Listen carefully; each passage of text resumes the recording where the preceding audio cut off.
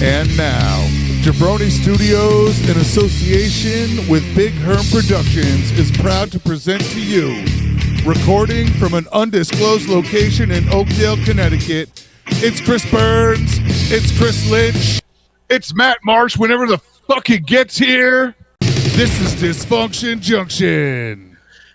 You know, when you task a guy to lead the show for the week and he's late, that tells you a lot about the leadership ability of that person.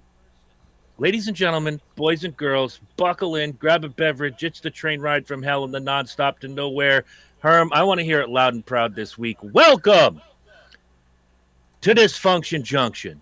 Ooh, yeah. Ooh, let me tell you something, William. Fuck yeah, Mean Gene. Ooh, yeah. Need a little excitement?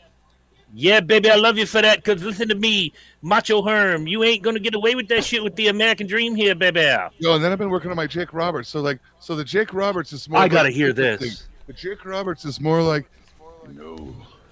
and when I rock and when I reach down and I pull that strength upon me, and then that's that. I haven't figured out his speech yet, but that's Jake is, yeah, and then I do it. I've been working. I've been working on my Kamala impression. It goes like this.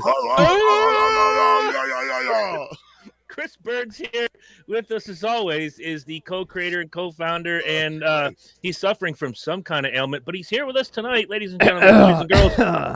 The Possum King.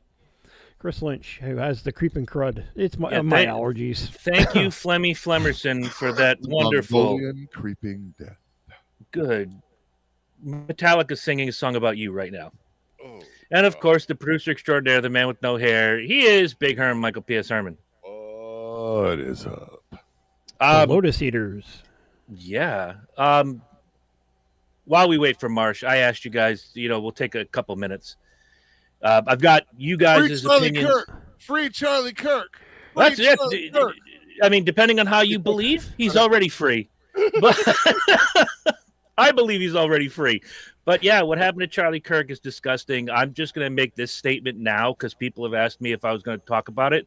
No, we're not going to spend 90 minutes talking about this, what happened. Charlie Kirk died for the wrong reason. He expressed his opinion, and he wanted to have a conversation.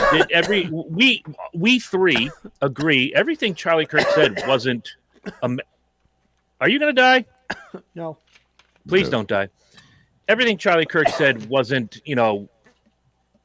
things that people like. Even me, I'm a 60-40 guy on the things Charlie talked about, but he doesn't deserve to be, and did not deserve to be, executed in public. No one should get killed for their beliefs, and that sucks. No, however, that's a private moment. Yeah. Or, look at the way I don't want to equate Charlie Kirk to Dr. King, although there are a lot of similarities. Dr. King was shot at his hotel on a balcony in front of 8 people. Yeah, Charlie Kirk was killed in front of 3,000 people. The head wound were pretty much the same. Yeah. We had that in common. I don't like it. I don't like the what do you call it? The outpouring of hatred. This is a husband, a father. I said the same thing when Trump was almost assassinated. I said, what if they'd have done it?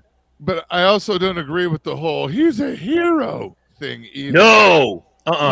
Set the fuck down with that shit. No way. Like, he's a hero. No.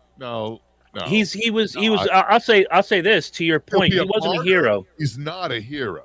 He was a beacon for, and I'll go to Lynch's point when we were in pre-production. He liked to keep the conversation going, whether you liked what he had to say or not, and whether the stuff he said was fucked or not.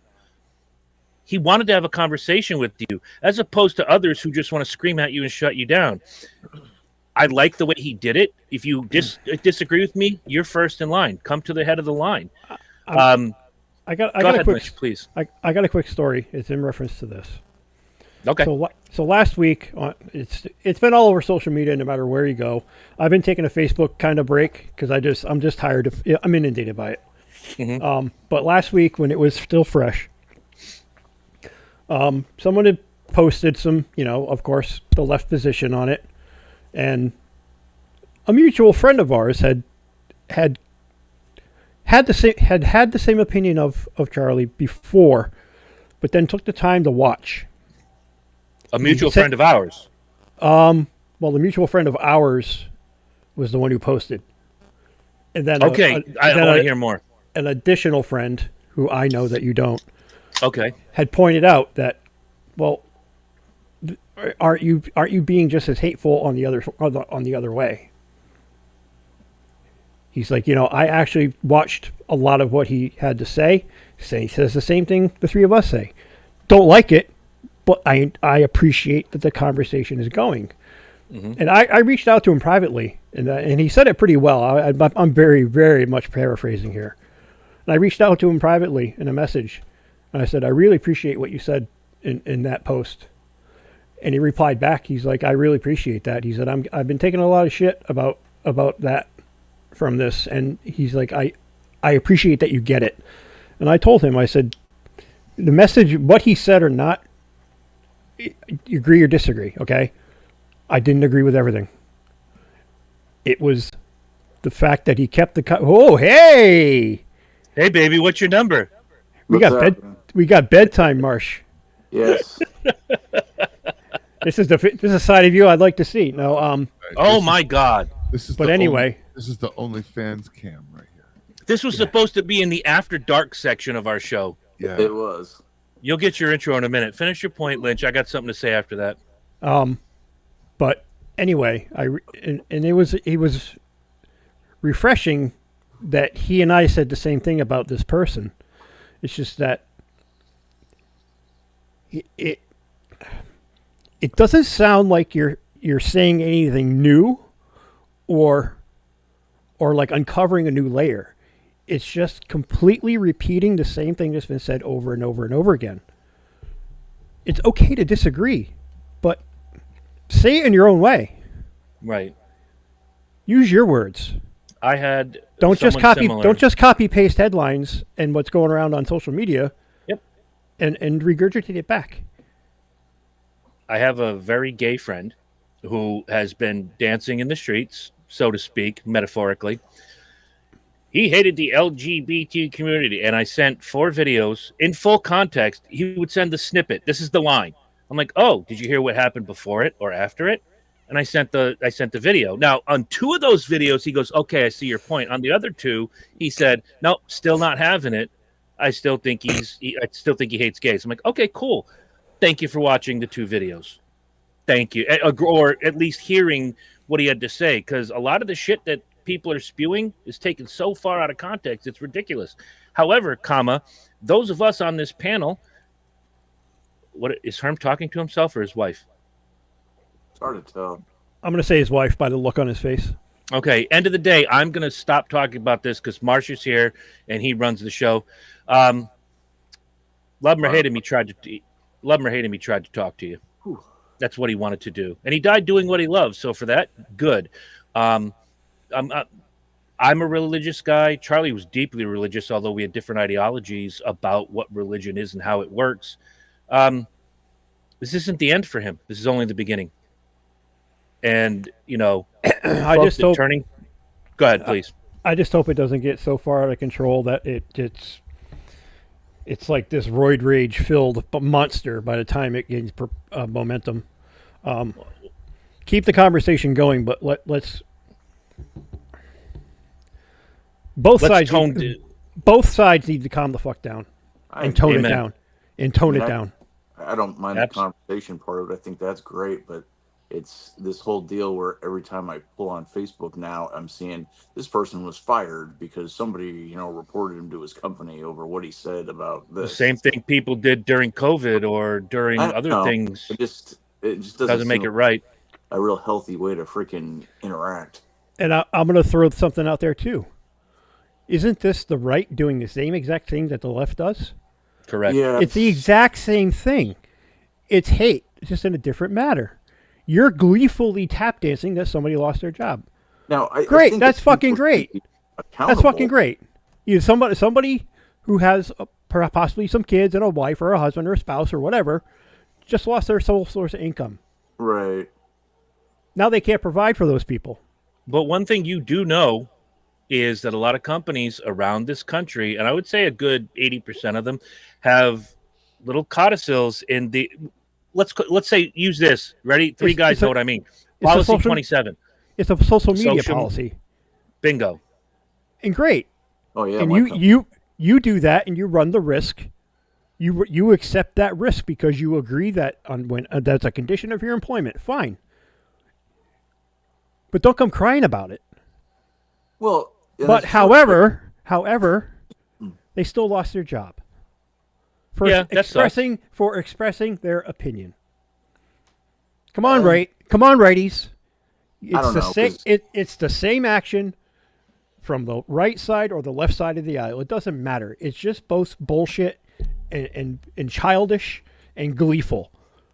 Stop acting like children and start acting like adults. And the conversation only goes so far. Well, freedom of speech until it has consequences. Right. You're as free to speak as you want until it causes it could cause some harm. I mean, words aren't violent, but words can cause violence. Well, yes, they can. Well, no, here's the problem. Is that most of your right wing Constitution thumping talking about the Bill of Rights toting doesn't understand that the Second Amendment and that the First Amendment only guarantees you from prosecution and hindrance from the government. The government. It doesn't mean you can say whatever you want and not have any repercussions. It means you can say the president's a fucking cuck and nobody's going to come to your door and arrest you. Although the current administration that currently might not be true on all. Happened with the Bush and the second Junior. Yeah, it might not be true on all things, but that's what it is. Okay, the government can't be like, I hate the fucking government, and they come and arrest you for that. Right. Okay, so what about the legal charge of usage of a racial slur? What do you mean? Who got charged for that? Who got charged for a racial slur? I gotta look it up, but I know that there's been not the sole charge, but I know that they've been added on as far as use of a racial slur has been used for arrest. That's a mitigating factor. That's not anything you can prosecute. Yeah, there's no amendment that violates. It could be what it usually would be rolled up into is disturbing the peace. That's what I mean. It's an add-on. Right. Yeah, like mitigating factor. Yeah. Yeah. Like it's more of a clarifier, honestly, not for arrest. It's more of a clarifier with sentencing, and as to how severe the crime was. He was disturbing the peace. No, this guy was disturbing the peace and just spewing racial hate. Okay, that's kind of, we're going to look at that a little different. Right. It's just like I can't walk up to you, Marsh, if I were a police officer, and demand your ID. I have to have a reasonable, articulable suspicion that you have caused the crime, committed a crime, or about to commit a crime. I have to have a reason to ask you to identify yourself.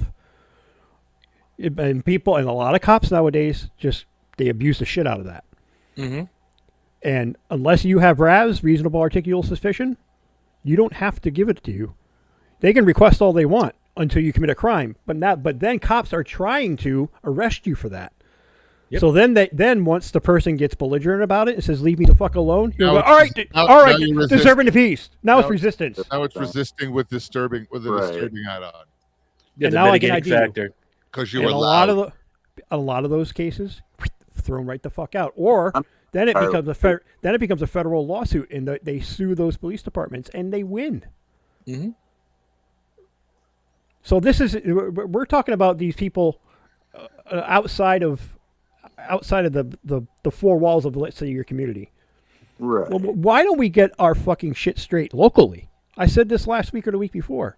We need to get our shit tight here before everything else can work in government. If you don't fix what's broken, state by state, or town by town, state by state, then the country, you're never going to fix it.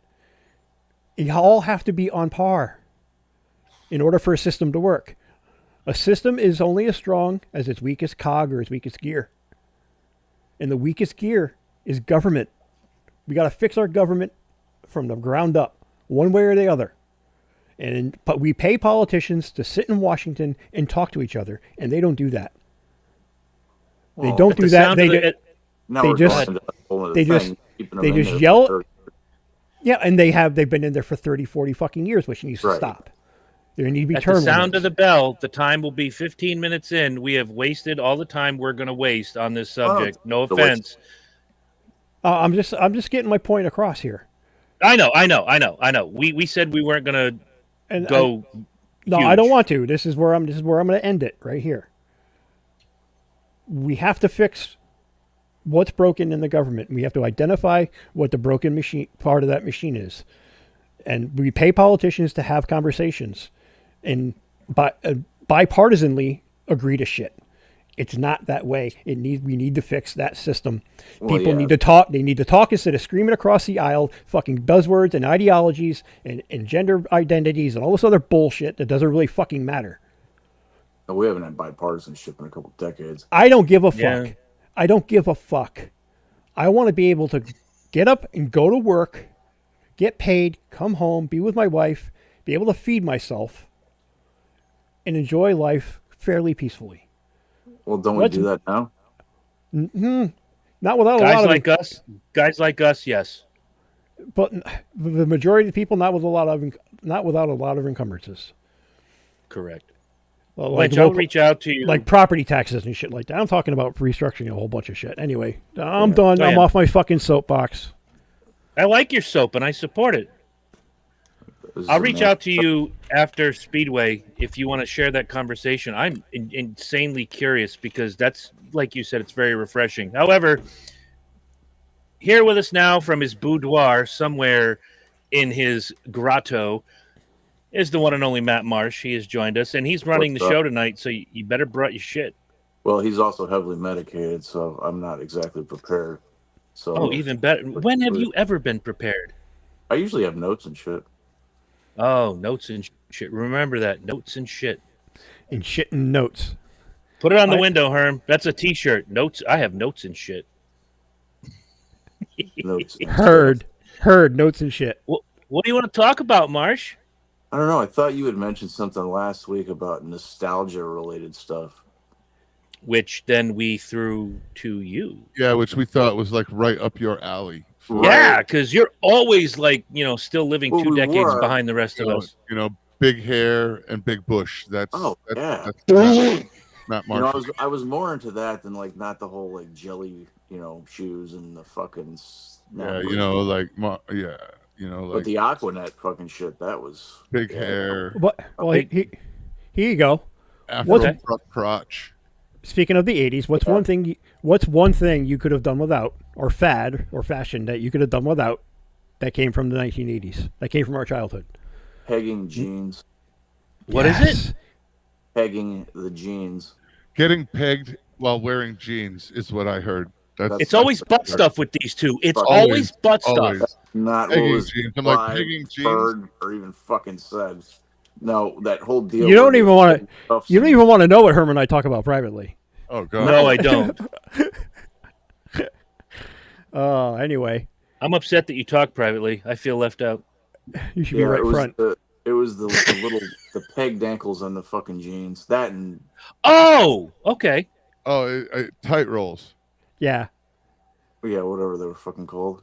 Herm was the tight roll champion of the world. I mean, we all fucking did it. I just looking back on it, I was like, God damn. I hated the acid wash jeans. I thought they looked dirty all the time. I kind of liked them. They did. I liked them if you didn't get them in. I liked them if you got them in, like, not that yellowy version. Right. There was that dirty. That's when they started come out with the dirty version look. And I liked acid wash jeans that were like just gray and white or blue and white, and I didn't like that dingy shit. That's what I'm talking about. Is like pants that look like they've already been worn in. I'm like, they're just pretty.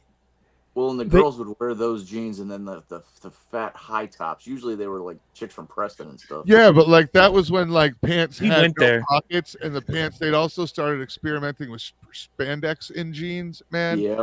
And I gotta say, like the asses, it was a glorious time to be alive as a man when they discovered spandex intertwining with denim. Yeah, but it was false advertising, Herm. It's like you get Yes, the it can of was. biscuits and then they burst open. No, I don't know. I had a couple of nice asses come out of them jeans and Yeah, you look had the a same couple way of they nice went in. You know, But- I mean, to defer to Chris's point right there, and I've often thought about this. And this is hugely unpopular.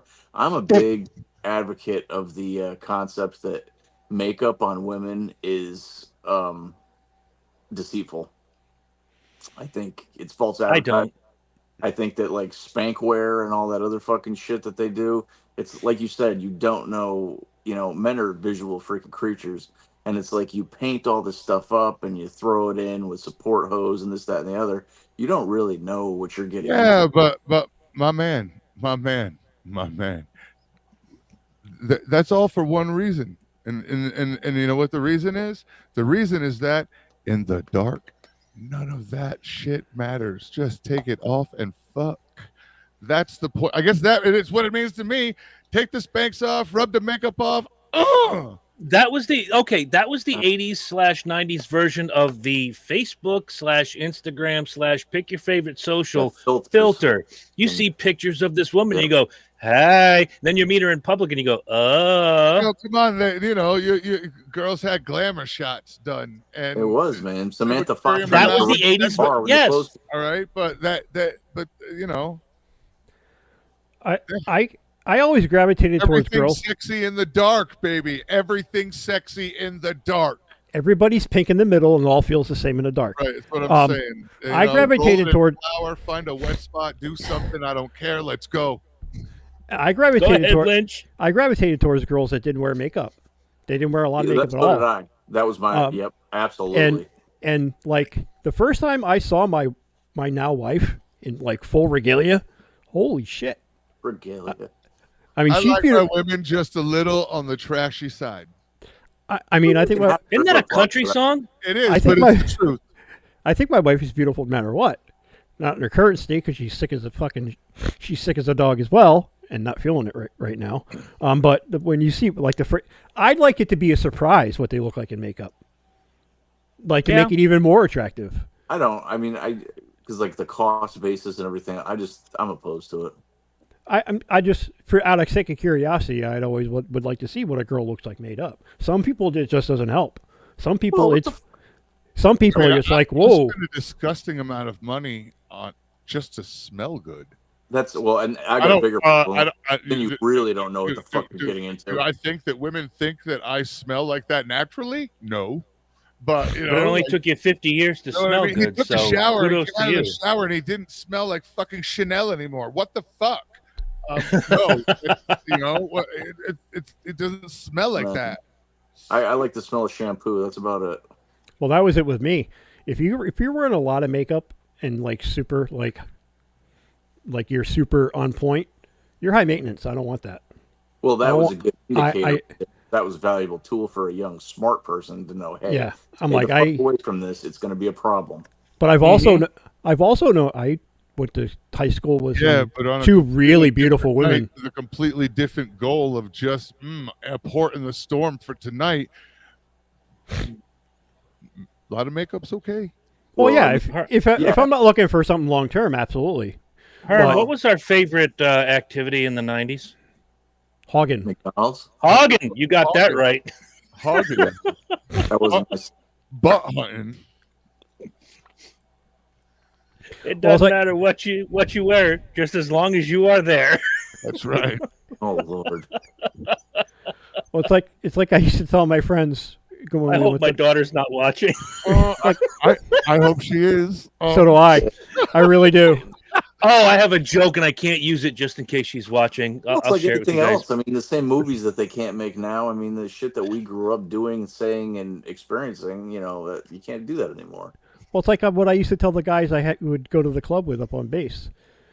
And they go, Lynch, you're a little on the thick side. I'm like, sometimes you got to knock down a couple of thickies to get the hottie in the middle. The bigger the cushion, the better the pushing. Most definitely. I'm just saying, it's all sexy in the dark. Gene Simmons got it right with that song. I want a whole lot of woman because they will chow your shit like you're eating a Twinkie. It's all good. And Lynch, to your point about your wife, I've always said this, and I've said it to you publicly. You may not remember. Your wife has $1 million smile. It's a shame that she has a $35 anger problem, and she will kill anybody that she wants to kill. I don't know. But she's a wonderful person. I've always said that, and you know this. I think the world of Megan. For me, I think the 80s fashion that I could do without was sometime around 84, and it lasted till the end of the decade. Neon fucking everything. And the See, I like the neon thing. Like, of course you do. Look at the way you're dressed tonight, there, PG fucking Jimmy Buffett head. I just bought like I've just been checking out there's a neon lace line, stretch lace line from Me Undies that's hot. Like what? Yeah, I quit. It's underwear, but it's neat. You're gonna wear lace underwear? Yeah, it's awesome. It's of course he is. He's got to get ready for the pegging jeans. That's right. If only I got high, I would need it tonight. Good Christ. Herm's buying lace underwear. The world's gone to shit. Marsh is filming from his Hugh Hefner suite. It's like he's filming. Fucking medicated. He looks like he's filming in the space shuttle. I don't know. This looks like the scene Paul Stanley did in Decline of Western Civilization, except he's not surrounded by women. Like, yeah, you know, sometimes being a rock star is tough, and then you fuck all these broads. He just doesn't have the broads. I got cats somewhere. Yeah, that works. Yeah. Yeah, like I got like and don't tell the cat that. What do you say? Don't tell the cat. Don't tell the cat. Your intentions are pure, I'll bet. Yo, does anybody else wear a jockstrap thong for underwear? I'm asking. I haven't worn a jockstrap since football in high school. That was a huge fucking I fucking hated jockstraps. No, like I'm thinking. Yeah, I wore them in baseball. That's about. Yeah. Why are you showing us draws? Wait, a jockstrap or a cup? Well, a jockstrap, like jockstrap. I think I ever wore a jockstrap. Jockstrap underwear is pretty much what they are. Oh, that's the one where it makes the bulge in the front, or no? Yeah, it's like the thong. It's got the thong. Yeah, I don't like that. I don't know that I've ever uttered these words. Anything near my ass kicks in my homophobia, so I'm like, no. I don't like. I don't like the. No, he says. I don't like the material jammed up in my ass crack. Exactly. I'm not fucking nuts. Yeah, I mean, I'm not thinking about wearing them for like forever, but you know, for like, I mean, I guess it's good to experiment. Sexy time. Yeah, maybe mama would like that. Walk around assless jeans. Mike, help me out here. Yes. I don't think I've ever said these words from 1987 until even right now, but I'm about to say them. I fucking hate you right now. All right. Awesome. Why? Awesome. We talk about jockstraps and shit. We're talking about 80s fashion. He's like, you ever worn jockstrap underwear? Do you ever worn one of those banana hammock slings to hold your shit together? You remember those ones they had where it had like the toucan or the elephant face? Yes, they were goofy as fuck. Like this. I bet Herm had 6 of them. Like this.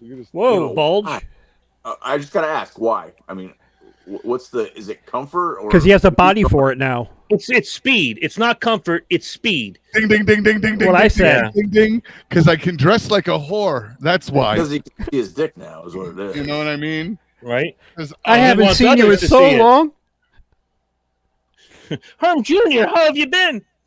Where the fuck have you been up there? Yeah, you know, and then like the ass like that. That's sexy, man. That's but he probably shaves that. I mean, where did they get that picture of my ass? On the internet. I don't really shave it. Lynch'sass.com. But the front is trimmed, is kept short and sweet. You know, nobody wants a face full of fuzz when they're, you know, trying to eat a sausage grinder. What do you do if you're a fan of the 70s and the 80s? I don't know, but I'm a fan of my crotch being clean as a whistle. So a clean crotch is a happy crotch. That's what I'm saying, you know. I prefer mine like sides, you know, and I don't really trim it. It's just that, you know, moss don't grow on a busy highway. You know what I mean? I prefer mine to look like buckwheat if he was a unicorn. Give me 5 minutes. Buckwheat was a unicorn. I'm sorry, my hair is a little different. Let's say Don King as a unicorn. Christ. And we lost Marsh. No, he said he'd be back in a couple minutes. Okay. Oh, Jesus. All right, if we're going to play the nostalgia game, give me a musical trend from the 80s that you would wipe out immediately. The Go-Go's. Why? I have don't my know. answer for that, but I loved the Go-Go's, but they went from punk to here's some syrupy shit that everybody can handle. We were great with the Go-Go's in the first album, and then it went to some shit. It was punk, and it was great, the first album. Yes. And then we got the beat. Then we got the beat, and we went on a vacation and had blue feet. And it was over. On the ate street. some meat. I like that. We ate some meat with Pete. Oh my God, he's doing the Happy Gilmore bit. I can make some things out of clay and sit by the bay. I mean, for me, as much as I dig some of those songs and they're on my shuffle to this day, that whole new wave gimmick, like Gary Newman and the Cars, and things like that. There's some stuff out of that era I like New Order. Oh, of course. Like New Order, I liked. New Order was great. Now, see some of the later stuff by the Cars, when they kind of drifted away from the as deep a new wave concept, was great. Yeah. That what was that album? Drive. Drive. I like that, but I think that you might think I'm crazy. That goofy bullshit. Is that what you're talking about? They made the turn to more pop rock instead of the new wave. Their first couple albums were very, very like new wave all the way. Yeah, which I hated. I hated. I like the Cars post new wave. Yes. Post new wave to the end of their career, I really like. I like Rick Ocasek's voice. I was going to say 2 of the best albums you'll ever hear in your life is Rick Ocasek's solo album and Benjamin Orr's solo album. Benjamin Orr is fucking talented motherfucker right there. It was one of my favorite albums. The Lace was, oh my God. I still have artist. that on my shuffle. I don't think there's necessarily a genre I would get rid of. It'd just be maybe a trend, you know. I wasn't speaking genre, but like that. There's a pocket in the 80s where, you know, that again, for me, it's new wave. Get rid of it. See, this is you and I might differ on this. I look at the 80s as probably one of the most revolutionary decades in music. No argument. Outside of the 60s. It's like every 20 years, just like everything else, it repeats itself. In the late 50s, early 60s, you had the birth of rock and roll. The late 60s into the 70s, you had heavy metal. And the 70s were okay, then they got kind of lame around 74 with disco. Yep. And that just dominated until the end of the decade, into the 80s. And then once disco died in like 82, from 80 to 82 was pretty decent, but then 82 onward is just like so many bands to choose from. You could throw 100 rocks, and you'd need more rocks to hit on bands and songs that I enjoy from the 80s. Mm-hmm. And then the 90s kind of petered out after grunge, and then everything was grunge for 20 years. I'll agree, but I'll disagree. My issue with the 90s was everything started to sound the same. That's what I mean. Everything was the same. Everything was grunge.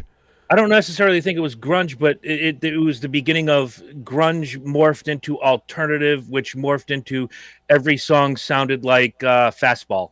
Which is a great band.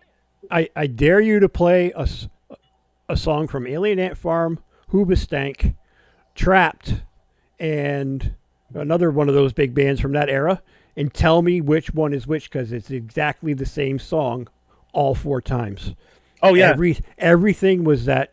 It was grunge, but they made a new title for it because grunge evolved. I'll throw an extra one in there. Because Harvey Danger. Yes, because grunge evolved into alternative. Yep. And ska can kiss my ass, too, although there were some really great ska bands. And the 2000s was another revolutionary decade. 2000s into the 10s. It's just like every 20 years, music kind of try to reinvent itself. Which is a good thing, because I love hearing new things. I want to hear new things. I can't just sit in my room and listen to Kiss Alive all my life. I want something to come out and grab me. Like when I first heard Five Finger Death Punch or Ghost or Godsmack, or going back to the 90s, Pantera. I want to hear something new. And if you want to go to the pop side of the aisle, look, you can say what you want about Britney Spears and Christina Aguilera, but they're making music for everybody, and it's easily recognizable. It's hummable. You know those songs to this day. That's the mark of good music. Well, it's like, what's her name? Chappelle there. Pink Pony Club. Chappell Roan. I like that song. Like you It's said, awesome. you just reinforce the point. It's every 20 years or so you get that those artists that are the standouts of the decade. But what she did, and you and I agreed on this point, publicly and privately, she took the best of the 80s, the best of the 90s, the best of the aughts, threw it into a pot, and made a song that's universal. Right. Like there's a band that came out in the early 2010s, actually a little bit earlier than that, Boys Like Girls. We just saw them again live. They're an amazing we saw them at Toad's Place. They're an You amazing... can't say that. It's hate speech. Boys can like whoever they want. Yeah. They're an amazing band live. We had seen them a couple of years prior touring with Dashboard Confessional. Mm-hmm. Amazing live band. Yeah, but for every band you get like that, you get a Limp Bizkit. Right, but Limp Bizkit was a fluke. Yes, and I'm glad they're kind of relegated to state fairs and the Wolf Den. They kind of failed upward. Yes. But yeah, I mean, you can say the same for the like Backstreet Boys, Justin Timberlake, all those kids from the aughts into the mid-aughts were dominate that decade. When you say the 2000s and 2010s, that's who you think of. Those are the first people you go to. Now, I hate using this term, but that was the 2000s. That the kids can say that was our New Kids on the Block. Yeah, absolutely. Because like you said it the other day in the chat. I hate to say this, but this is my... Yeah, I get it. Right. Because every generation of kids has something that they hold dear. Like my father's generation, it was the Beatles and Rolling Stones. You know, for us it was like guys like Dokken in Kiss. You know, it changes. I've got a question for you, and I don't think we've ever asked this question before, and I'm very curious because you brought them up. You can tell a lot about a person by how they answer this question. I'll start with you, Lynch. Beatles or Stones?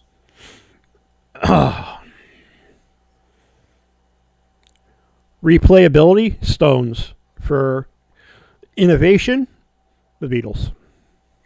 My answer is slightly different, but it goes kind of down the same rabbit hole. I thought, with the exception of Ringo Starr, who wrote maybe 4 songs, the songwriting the Beatles did was incredible. I think the Stones were better players. And to your point, I can listen to the Stones over and over again, but I have to be in a Beatles mood. Yeah, absolutely. But Beatles is a mood. You have to sit and I'm like, I want to listen to a couple of Beatles albums this afternoon on a rainy Sunday. Yeah, you got a long drive. The Beatles. Stones, their style of rock and roll varied so much that you could go from ska to funk to punk to rock and roll, all in one album. And like I said, it's repeatability for me is the Stones all day long. Ron Wood, who has said admittedly he's not a great guitar player, but he can play the fuck out of what he knows. You don't have to be a great guitar player to play the guitar great. I mean, right, exactly. Ace Frehley is living proof of that. He knows 4 notes and 2 chords. That's it. Right. And that's all you need to know to make good rock and roll. People still look at Ace and say, that's why I picked up a guitar. Because you could take 4 chords and a couple of random notes here and there, and people look at you and go, God damn, he was amazing. He's awesome, man. But the Herm, Beatles or Stones? Stones. All day. Yeah.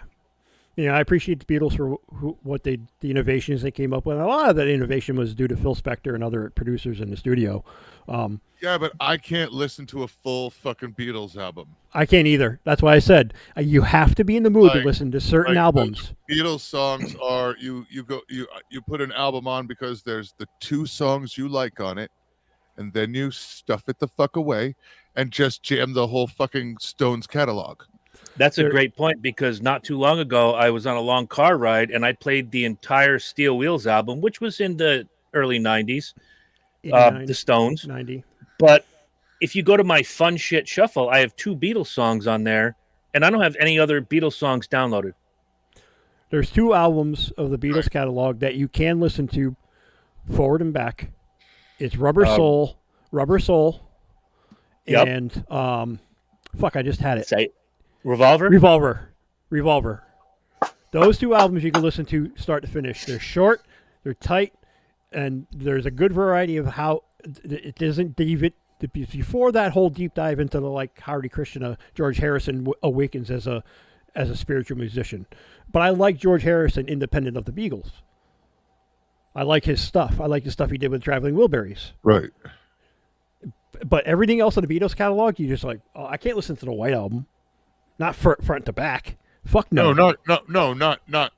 I can't listen to Rim to Edge. No way. I can't listen to Strawberry Fields. No. From start to finish. No, you can listen to the 3 songs that you like on the album. Right, and then put it back away. And then put it back up again. But the Stones, I can throw on any album. Tattoo You. And just hit play, and then just let it run. Tattoo You is one of my favorite albums.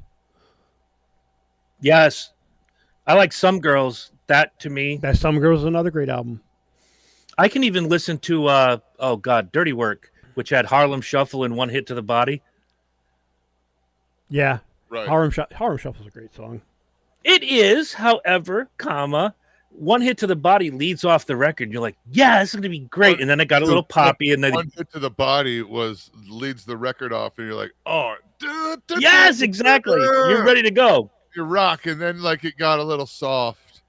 And okay, here's another, something that goes along with that. I want to say it was 86, Billy Idol, Whiplash Smile. You hear, To Be a Lover?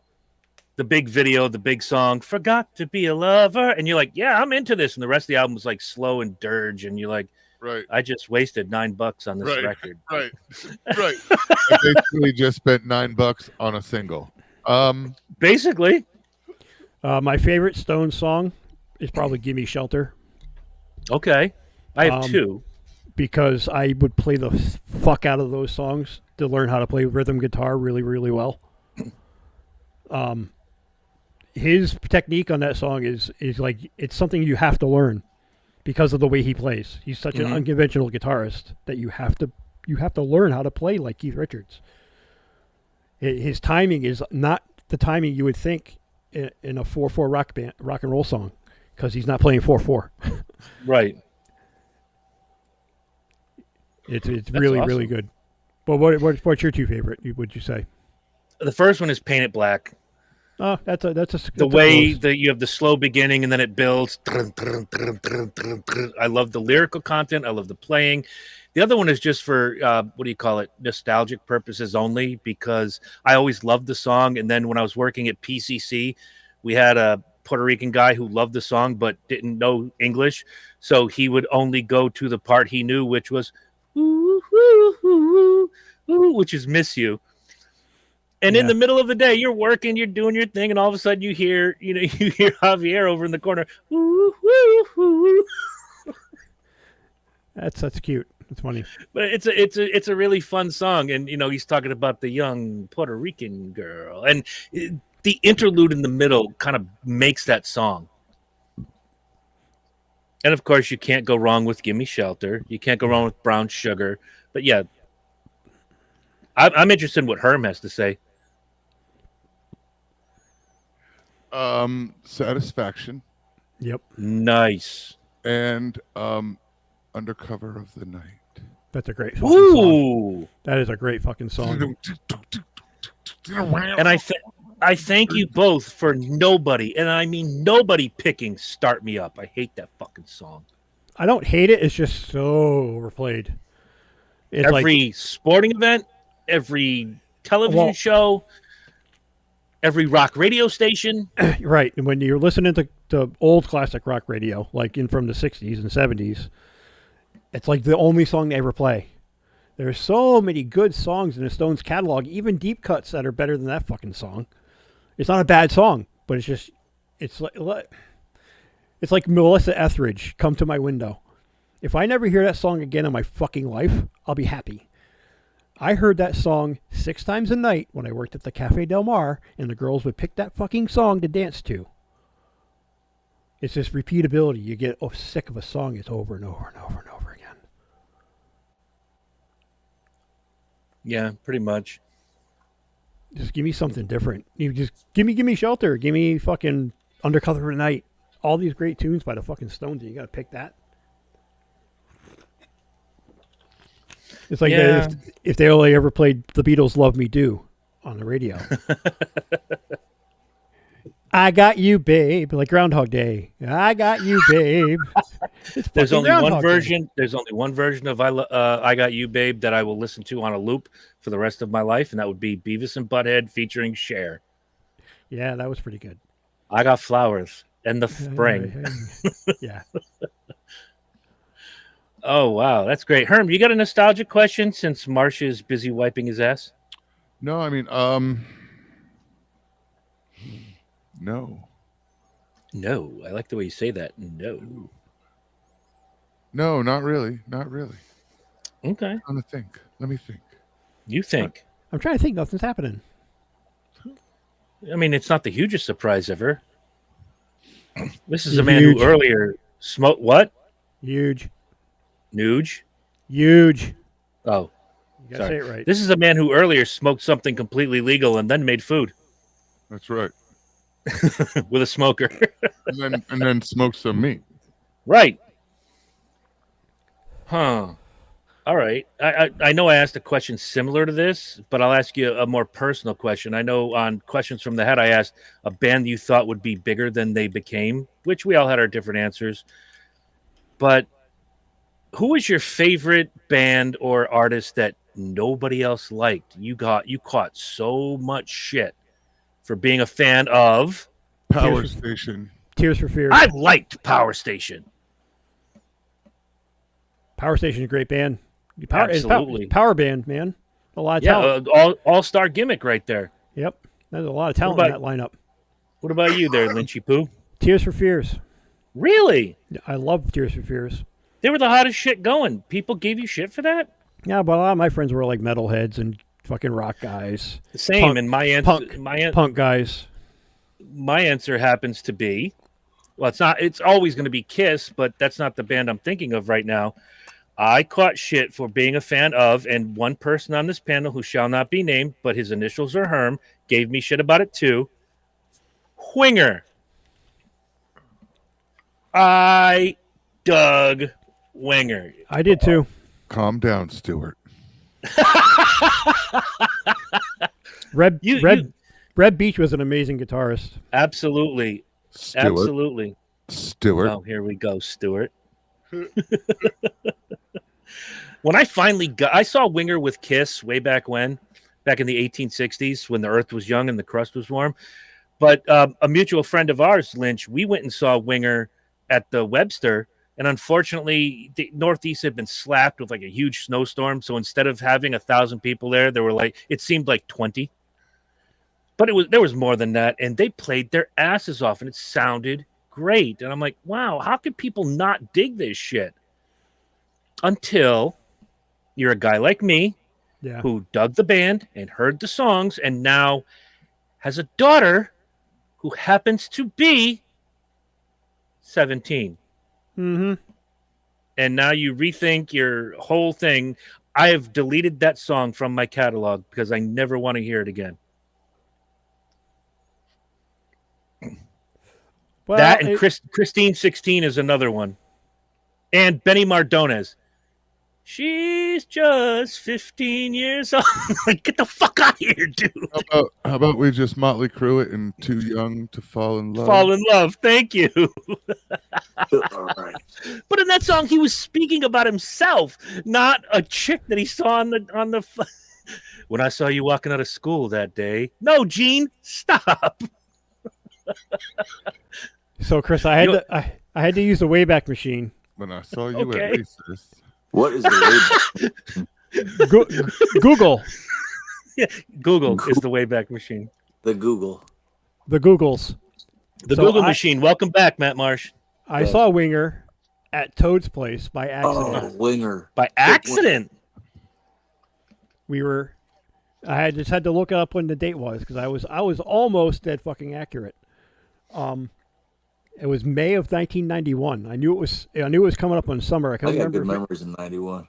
That was right after the Kiss tour. Yeah, I can't remember if it was like into my senior year or my first year of college. But it was my first year of college, and probably one of the best shows I ever fucking seen in my life. Oh yeah, like when I saw Dream Theater do it was, I call it a one-off. There was the 3 shows they did in Long Island, New London, and I want to say Lupo's in Rhode Island. Yep. Dream Theater played at the LNG, and I could not have had a better time. It was just musically amazing. I saw them in '92 in Boston at a little club. They were fucking holy shit. Holy shit. That bass player, Mayung, help me. He plays the 5-string, and he's just from opening song to last song, he's dripping with sweat like he's going 40 minutes with the heavyweight champ of the world. Yeah, we were in New Haven, and like we were Friday night, college girls creeping around. Back when that happened, yeah. And my buddy's like, "Hey, want to go to Toad's?" So we walk up, and I'm like, "Are there any tickets left for whatever is playing?" And I didn't even ask. He said, "Yeah, we have plenty of room." So I pay for everybody because back then it was like $5 a ticket. Yeah. I think I was the only one that actually had a job at the time. What were you doing for work? He was a pimp. No, I was working 3 jobs at the time. I worked pimp, at grocery, and no, I was A&P. It had become A&P by that time. I was still doing a paper route in the early morning. I would do that before college. Jesus. And I would do A&P at night, and then I would pick up hours at the boatyard in Groton during the summer. Spicers. Because my dad knew Bill and John. So I always had cash on me. And then we walk in and there's Winger. I'm like, oh, I heard of them before. A fucking great show. A lot of accidental signings at Toad's place. I saw in Living Color by accident when they came. Nice. In Toad's place. I've never been to Toad's. It's an amazing venue. It's an amazing venue, and it's just one of those things. You go to see what you see what you see when you go. Mm-hmm. Go in blind, because that's how I found some amazing bands and learned to appreciate bands that I already liked. Yeah, I've only gone there to see acts that I knew were going to be there. Paul Stanley in 1989 on his little solo tour. Living Color, we've talked about this. We were at the same show. I saw when Nathan and the guys from Shaman's Harvest were coming through, they booked Toad's Place as a one-off. And I accidentally saw Hinder there because I had a girlfriend that liked that Canadian bullshit. So, yeah, I mean, it's a great venue. I've been there a billion times that I've seen bands I never heard of because it was local music night. I think I know what it is about Nickelback. It's because they're Canadian, isn't it? No, it's because they're Nickelback. I'm just teasing. I like it. What's your next question there, Senor Boudoir? Senor Boudoir. Yeah, that'd be you lying in your bed, chilling. I missed 15 minutes. Let's see. Does he know he's sideways? Yeah, I can't fucking think, and I'm not going to try right now. Horizontal and sideways. I've got the phone mounted to the headboard with fucking wood clamps. So, I don't have fancy AV equipment. There's some professional shit right there. Hey, yeah, you know what? What it is. That's redneck engineering right there. There it is. Yeah, do what you got to do. I don't know why I kicked this way, but for whatever reason it did. Hey, whatever. Everybody makes fun of a redneck until your car breaks down. Exactly. Now, did you guys, I know, maybe I don't know. No, I can't think that I did. I only ever saw Burns wearing T-shirts in high school, and Herm used to wear a leather jacket. Did you guys have the whole sweaters, denim jackets with the you were a sweater guy patch on the back of it?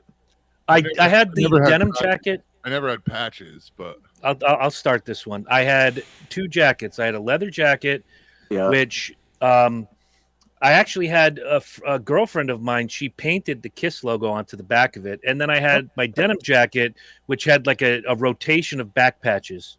That was mine. But for the longest time, my back patch was Metallica from Kill 'Em All. Metallica, Kiss, Megadeth. Yeah. Poison. Yeah. No, that was my brother.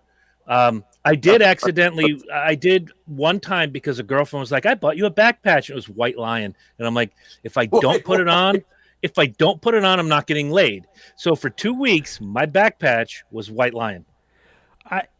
I like White Lion because they're Again, really another act that's musically great, but boy, you took some shit for liking them. I remember Gary Paul. I think he had one for Striper.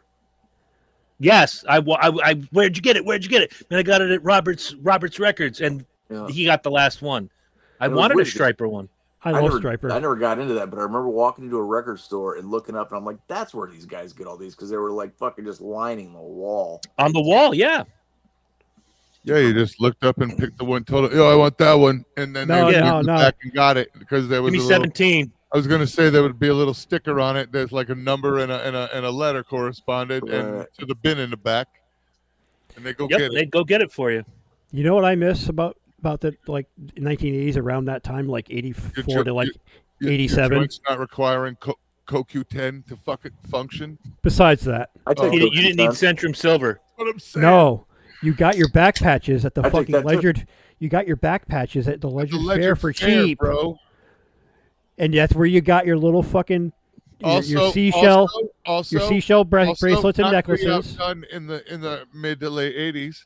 And your $5 Baja. I was saying, also, all of your drug paraphernalia came from local and church carnivals. Yeah. Yep. The little metal trays you rolled weed on, things to smoke weed out of, mirrors to cut cocaine on.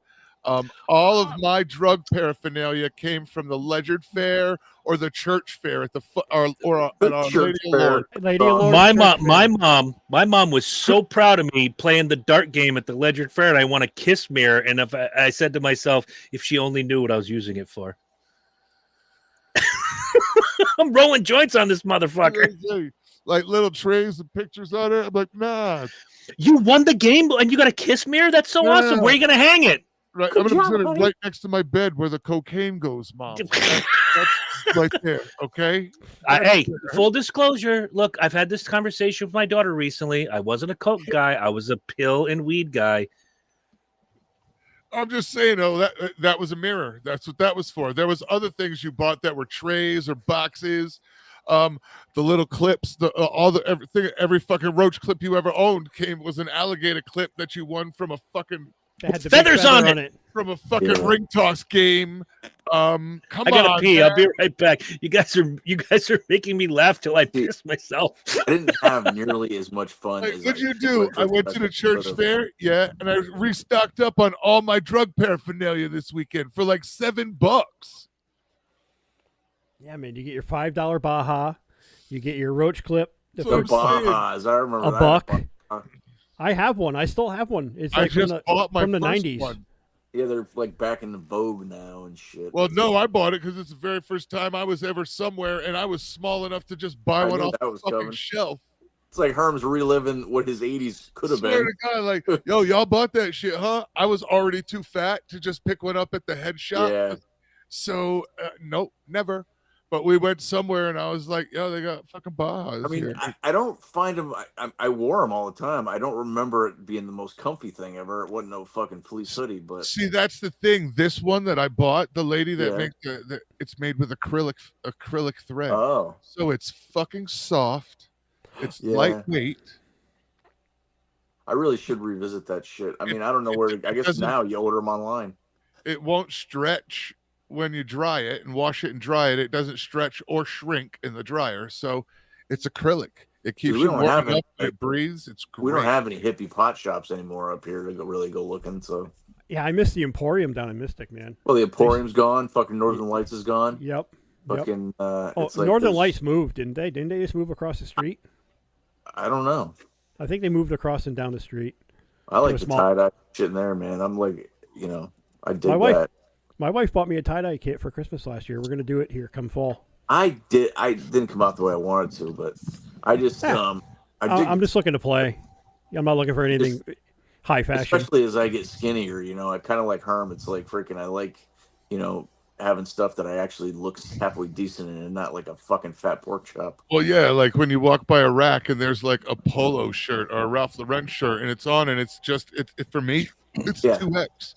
For me it's a 2X. Which means I can buy it, it can shrink a little, right? And it fits, and it fits in a way that's flattering and not like a sausage. Right. And so like, it's $11. Done, sold, gone. Well, that's what I do at Goodwill all the time. I literally that's how the poor people do it. I go to the clearance rack now just because there's usually name brand shit that's like just the sizes they couldn't get rid of. Are we on the same? Not because I can't afford it. It's just because it feels really good to actually shop on a clearance rack now.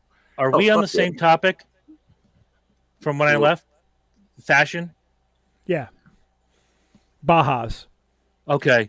We're talking about I never got into that. I never got into a lot of things. I wanted to be comfortable. I didn't give a fuck what I looked like. And to Matt's had a point, really fucking two really sweet Batman t-shirts, I remember.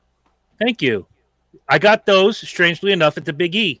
You had a fucking Batman t-shirt where he's standing there and he's got like his not his thumb tucked into his belt buckle and shit, but it was that pose, like the pose. And then I think you had a fucking brown and black tie-dye one with the bat symbol on it or some shit. That would be the second one. The third one I had was a cover from an early 80s Batman comic book where the Joker had a playing card with Batman on it, and it was the Ace of Spades. Right. And the only reason I bought it was because the card was the Ace of Spades.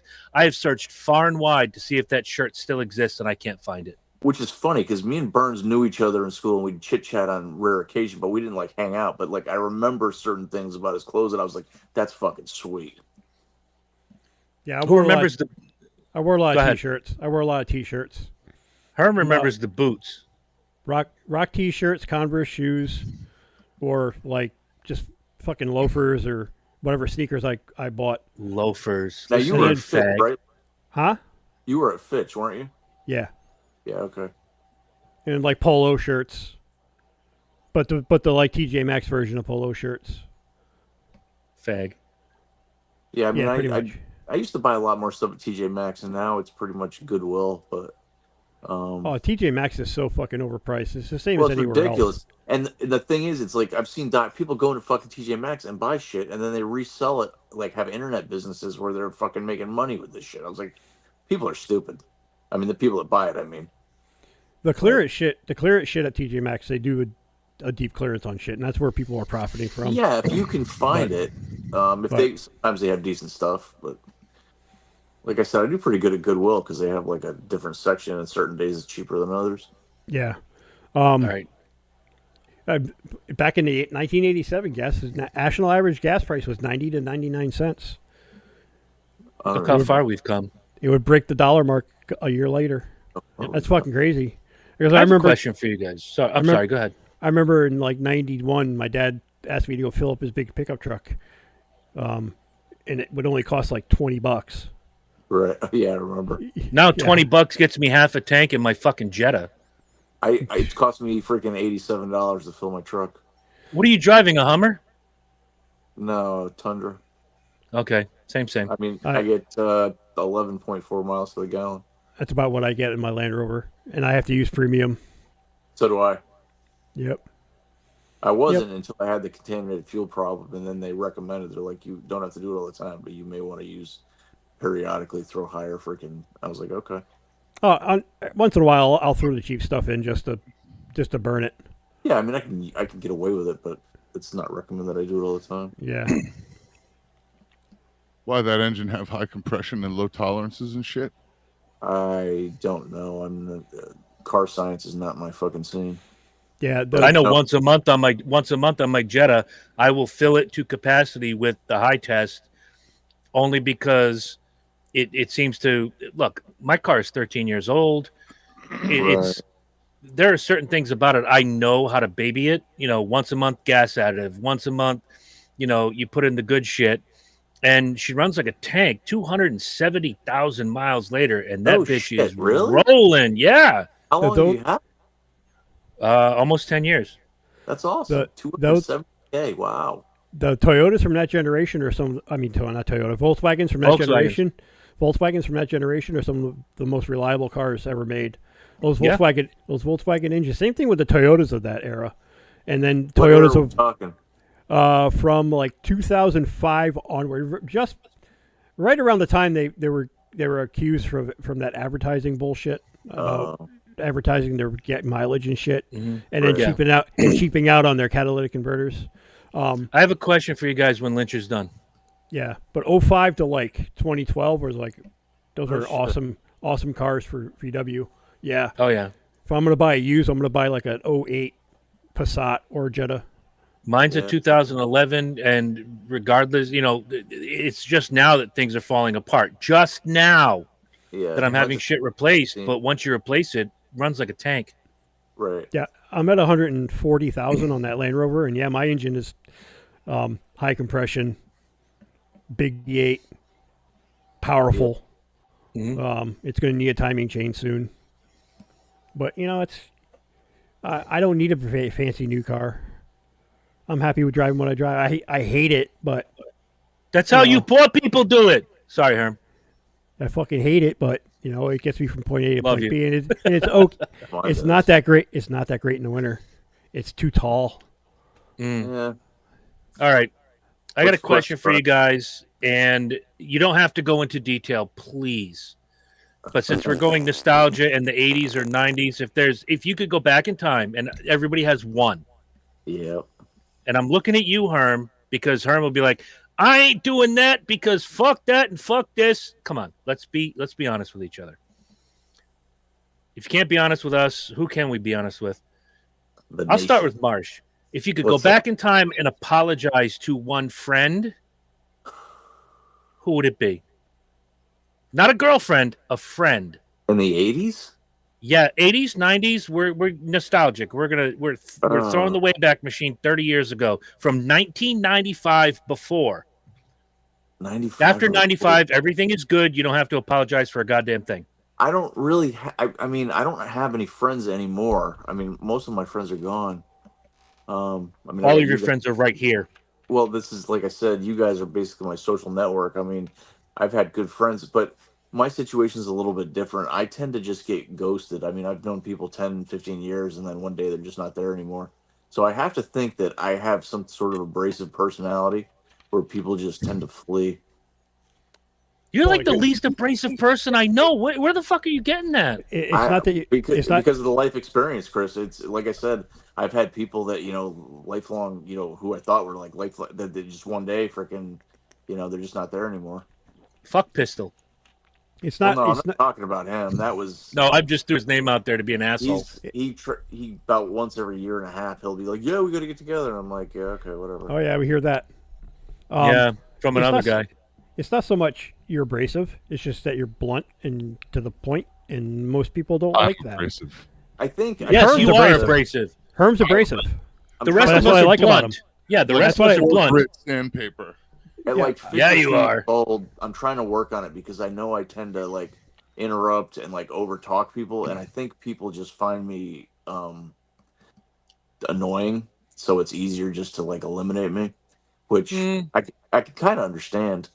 But I'm very self-aware about my faults. I just and I tend to like Monday morning quarterback it. Like even after we have these shows, I think about it later. Go, I was like, should I have freaking been more polite Same. or whatever? But see, that's the thing I like about you is that you do overthink it and you do inject a lot of, your own personal experiences, and you say the things you want to say. Yeah. Here's what my sometimes look. I know we don't want to get religious, but here's what my pastor says: sin on Saturday, repent on Sunday. So if you say something now and you think about it later, you always come back to it. I'd prefer you say the thing right when it needs to be said, right. then come back to it, and maybe you say, maybe I didn't say that right. No, you did it exactly the way you should have done. I try to. I don't know. One of the few things I think is an asset for me is I tend to own my shit. So I can acknowledge when I fuck up or if I've done something bad, or whereas narcissistic type of people, it's always somebody else's fault. Right. But- I'm gonna kill Herm real quick. You remember when I Yeah. said you don't have to go into detail? Marsh went into all sorts of fucking detail. Heard. So there's no one you would go back, a friend, I'm and trying to say, think. I'm really sorry. You want us to come back to you?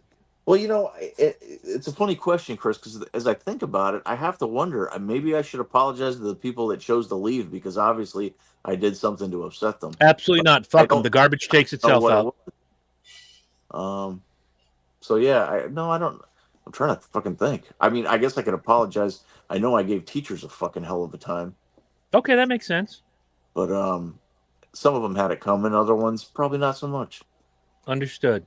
How about you, Lynch? If you could go back in time from 95 before to your birth and apologize to somebody that you may have done wrong, who would it be? I'm having the same struggle as Marsh because it's not that I lose friends, I lose contact. Like, I'll, out of the blue sometimes, like on Facebook, I'm like, I know that guy from 35 years ago, and we'll reconnect. And they'll be like, I've been always wondering what the fuck happened to you. With me, but I move on if I don't feel comfortable in that friendship anymore. Like something I've observed or something has changed with me or with them that I'm not comfortable with. I just do the Irish goodbye. Okay. I'm very good with the Irish goodbye. So, like, and that's something about me that has changed in my sobriety. If I'm uncomfortable, I need to leave right away. Yeah. Because a lot of what I was drinking, why I was drinking, was because I didn't want to be in the situation. So I'll just make myself fucking numb and I don't care. Now, makes sense. Now I have to have an escape route. Yeah, sometimes I would do that because I'm a pussy and I just didn't feel like dealing with there's that too. That too. And other times I was just like, I don't feel like saying goodbye to all these fucking people because it's going to be a hassle, and they know me well enough to know that they'll see me Monday. You just wave and go, bye, everybody, and peace out. I know I've pissed people off in the past, and there's a few friends I'm not in contact with now that it would be nice to be in contact with. I agree. They broke the rules. No, but there's one person in particular, maybe. There's one of my ex-girlfriends who was my friend before we were dating. And it ruined our relationship. Yeah. It ruined our friendship. It ruined our friendship. And I was the one that pushed it, and she was the one that said, no, we shouldn't do this. And yeah, I would say I'm sorry to her for not trusting her judgment. Okay. And I wouldn't have lost that close connection. We both wouldn't have lost that close connection. Going back to Chris's question, I did a really shitty thing. The girl I lost my virginity to. In fact, how is your aunt, by the way? That came out of nowhere. A wonderful woman. And it was the same situation for her, but it was and it wasn't malicious. I just fucking freaked out after the fact because I've had a lifelong fear of getting somebody pregnant. So picture that at fucking 17. Yeah. After the fact, I was so fucking freaked out. I'm like, look, I can't see you anymore. This, that, and the other, blah, blah, blah. And that's got to be traumatizing for a fucking 15-year-old girl who's just lost her virginity. And it's like I ran into her 10 years later, and we sort of became friends. And she's since gotten married, and we don't talk at all anymore. But I apologized multiple times years later for that.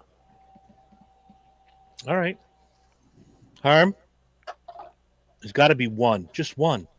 I have two, but I'm going to pick the most important one. Actually, I'm going to say them both. Fuck it. I apologize to Chris Burns for kicking his ass on the bus. No. It made us friends. Why apologize? That's where I'm going. That's kind of a required canon moment in the fucking trilogy story. You know what I mean? Like, I got you. Just like wiped out. You passed initiation. You're good. Story.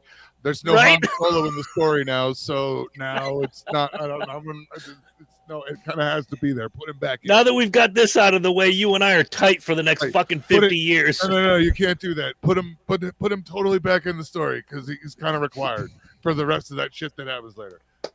I would go back and apologize to Dusky for banging his 15-year-old girlfriend accidentally. Who? Okay, rewind. Who's Dusky? Were we in high school when this happened? No. Was this in the apartment days? No, this was Thank like God. no. This I was 30. It happened in 2002. What the No, fuck? That was good. That was good. It's hard to apologize without self-incriminating, but there's definitely limitations. She's just 15 years old. He's listening to Benny Mardones on a loop for the next week. That's his penance. I was still living at home. And I still 27. I had the Buick, the Riviera. Okay, makes sense. Go ahead. So yeah, but no, I threw her in the trunk. No, I didn't throw her in the trunk, but it wasn't supposed to happen. The chloroform acted too quickly, and one thing led to another. I'm saying it. I never apologized, and I would, but my God, he died. So, oh my God, mine's not. You know what? I'm not even gonna say mine because how do I beat that? And technically, I was of age, and he was not. So how do I beat that? Not that I want to. Go ahead, Chris. Sorry, I accidentally banged your girlfriend. I'm sorry. I'm sorry your mom blew up, Ricky. I was just thinking of that movie. In it. I was like raisins. Bingo, motherfucker, bingo. I was just thinking about that movie today. Sorry, your mom blew up, Ricky. I watched it a week ago, and I laughed as hard, if not harder, than I did when I first saw it back in 1821. So fucking awesome. Sorry, Christmas. Fucking Jello mold Fuck slides you, off the Marsh. table. Yes.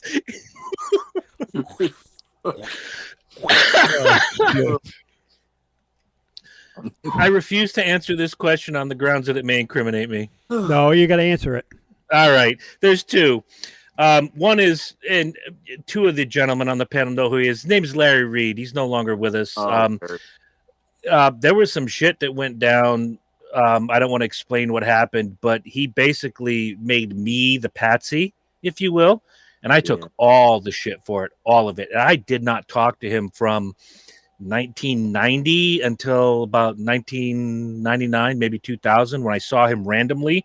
That was like, and then I was going to be like, and we may, part of going to therapy and going back to church at that time, it was like, make your amends, don't live with the anger, don't live with the guilt. And when I saw him, I'm like, hey, you got 2 minutes? I'm sorry. I shut you out and that was wrong of me and yada, yada, yada. And our plan was, let's get together and, maybe have lunch. Maybe you can meet my family. I got these great kids and whatever. And then within 2 months, he was gone. I'd apologize to him. What did Larry die of, Chris? I can't remember. He had a heart attack. Was it a heart attack? We lost a few early like that. We did. We really did. The second one would be a girlfriend I had in high school who had the most metal name of all time. Watch Lynch's face when I say it. I was dating a girl named Kerry King. Oh, yeah. I remember her. And we had dated for almost a year. And I went on vacation, my yearly trip to Florida to see my grandparents and go to the Daytona 500. Right. And when I got back, one of my supposed friends, who shall not be named, but Marsh and I know who he is and how much of an asshole he is. So does Lynch. And he said, dude, while you were gone, Kerry was getting awfully close with, his nickname was Cubby. His first name was Roger. Roger, yep. And what do you mean close? Oh, they were all like nudging and rubbing and hugging. And I'm like, nope, you're out. I broke up with her without hearing her side of the story. We did reconnect not too long ago after her dad passed. And we're talking and having, pleasant conversation. How's your life? How's your life? How's this? How's this? Great to hear from you. I owe her an apology. So, Carrie, if you ever hear this, not only do you have the most metal name of any girlfriend I've ever had, I'm sorry. I should have listened to you. Well, fuck Herm for doing what he did. So I ran into a similar situation with a girl. Like I heard through the grapevine, instead of letting things play out, I reacted too early, and she didn't do what she was accused of doing. And years later, she apologized for a somewhat odd reason. I was like, you don't apologize to me. I was quite the asshole in that situation. Yeah. What? Yeah, Lynch was an asshole? But years later, we made amends, and we're friends for a while. It's cool. Shit like that. A lot of shit like that you can let slide, but there are certain things that are worse than others. Yeah. And I would like to apologize in public for throwing cheese at Herm when he ratted us all out. He didn't do it. It wasn't Herm, but the conspiracy theory was that Herm ratted us all out. Yes. And I took it upon myself. Look, you guys know I have no fear. He organized a rebellion. I led the rebellion. All right, and then led the rebellion. Darth Herman and Lube Skyballer over here. But the rebellion didn't really go as planned. I mean, it did fire off, but it was kind of like it was like the French Revolution. They did something, but it didn't have the effect it was supposed to have. Much like the Larry Reed situation, I took the brunt of it because Herm didn't go after anybody else, but I did get he was closest.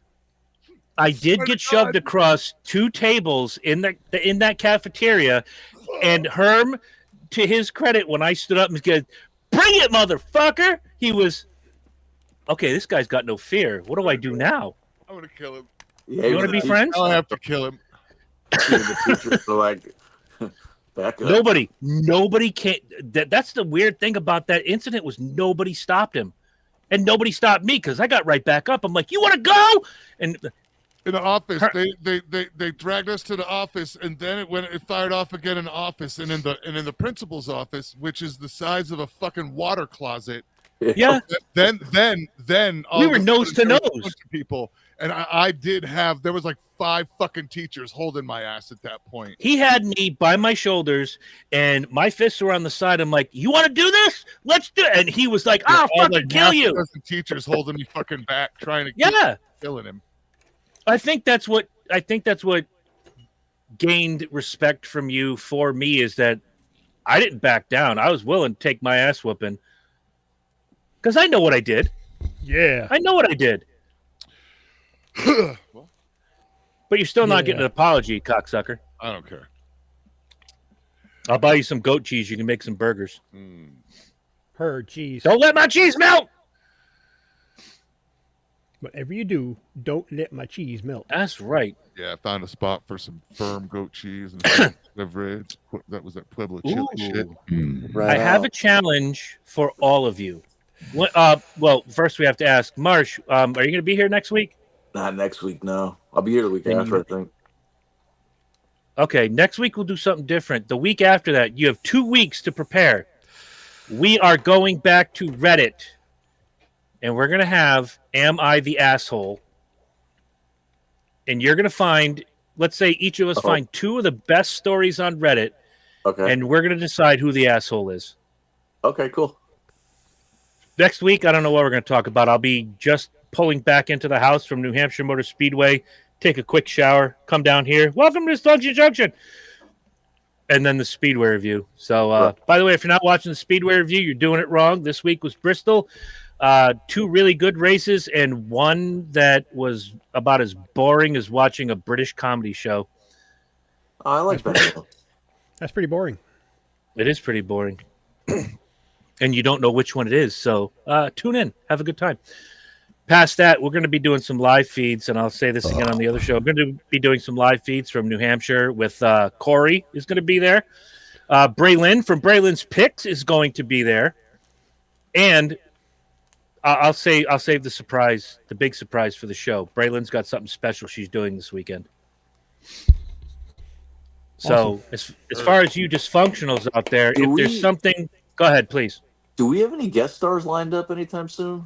I mean, I'd like to get one. I've been talking with one, and it's about scheduling. I know we had that flat earther thing that kind of fell off the fucking map. Still working on it. Nope, it hasn't fallen through. It's scheduling. Still working on it. And he's gonna bring a friend who has a very national public profile about being a flat earther. So I guess I could spill the beans. Ian Cunningham, who is my friend, he's a comedian from New Haven, and he wants to bring on Flat Earth Dave Weiss, onto the show, and we're gonna talk about it. And I'm gonna throw. We talked about Charlie earlier. We're gonna give our guests a little respect, let them speak. Then we fire off our questions, and then when they go, we will fuck with them incessantly if we don't agree. Do we have any little people or midgets or anything lined up? Or I'm sure there's one on Facebook. I see like the midget models that are really cute. I could probably get one for you. Like, look, here's Caroline What's Her Nuts that puts up the bikini posters. I just, thought it might be. Liar.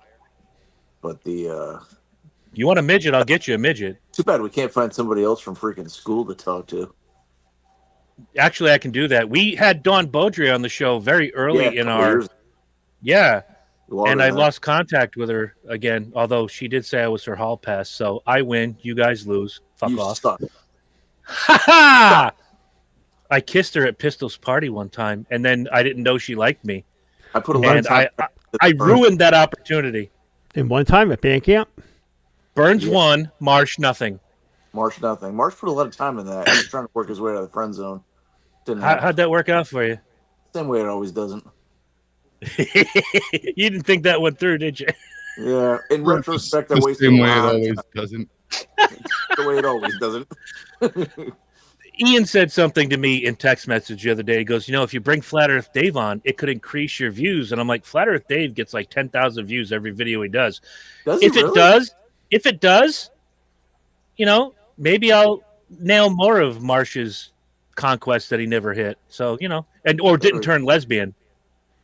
Yeah, there's a couple left out there somewhere. Give me the names. I'll work on it. Amy Klein, she didn't turn lesbian. All right, leave Amy Klein out of this. She's a very nice woman. Yeah, she is. And so do I. However, that's enough. You know what? Okay, time out. I owe her an apology too. Yeah. Because I took a rumor and I rewrote some song lyrics.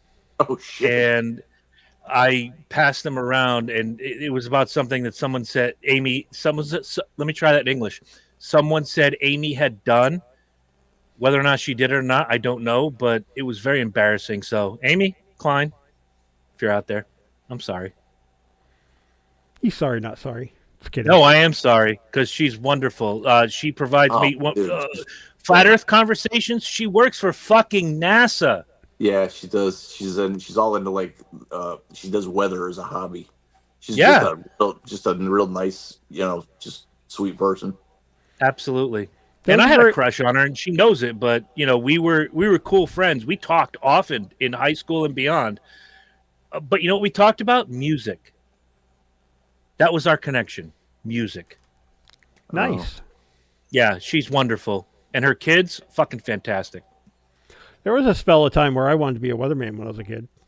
Oh, you wanted to be wrong 80% of the time? Yeah, and you get paid for it. You got married. It's the same thing. I wanted to be a weatherman in like Mexico or something because, that's a whole different scene. Italian, Italy. Yeah, that too. Those women are hot.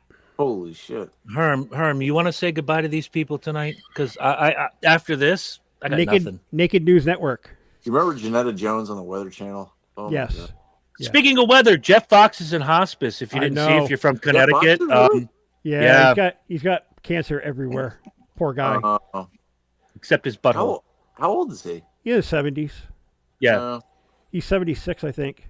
And he was better than that asshole lying cocksucker Scott Haney, who lies every time I turn on the news and I hear his weather report, and it's the opposite. Well, that's 90% of them. I grew up watching Channel 8 weather. My dad always watched Channel 8 Yeah, news. Jeff Fox was cool. And, I'm kind of partial to Jeff Fox. He seems like a nice guy, too. Of course. Yeah. All right. Herm, lead us out, man. Tell us what you want to tell us. The bird is the word. The word. Y'all can catch us next week. Hit the like button and the subscribe button too. Yeah, click that There's shit. a subscribe button? Yeah, on the Oh YouTube my God. channel. I didn't know we could subscribe. Shit. Yes, subscribe to the show, Marsh. To the tube of views. Yes, and on the Book of Face, like our page, leave a review. 5 stars is appreciated, but never leave a 1-star review ever. Never, ever. No. Ever. 1-star Dysfunction Junction reviews. We could do. We could be like so meta to do that. And Yeah, but it'll be all the people that hate us. Like, I'm not going to say names, but you know who they are. Heard, Yeah, we know. they know who we're talking about. There's a list. You just made the list. All right, peace out, everybody. Join in tonight. Speed review, all things Bristol. Have a good time, and we'll talk to you next week. Don't ever call me Francis. The music. Wait. Okay, Francis. All right, Francis. Ajax. All right. Made the list. Francis. What? Here and here we go. We're having issues. Not in my bed. It's only in my bed.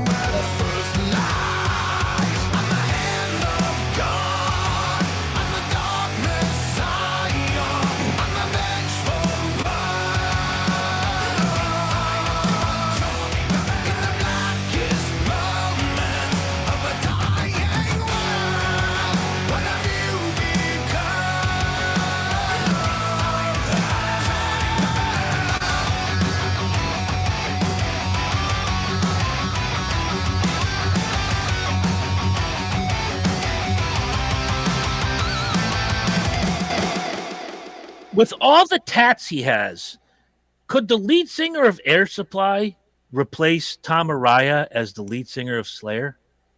Wow. You've thought way too long and hard about That's like that a question. pot smoker. No, that came to me in the last 12 seconds. I say, My mind is always moving. fuck it. I say, yeah. I'd like to hear Kerry King I'd play like to Sweet Dreams on that guitar. All right. By the Peace! And the sweet Oh my God. dreams. Close Marsh, your you're fired. eyes. Close your Good night, ladies eyes. and gentlemen. Good night. In my Peace. sweet dreams.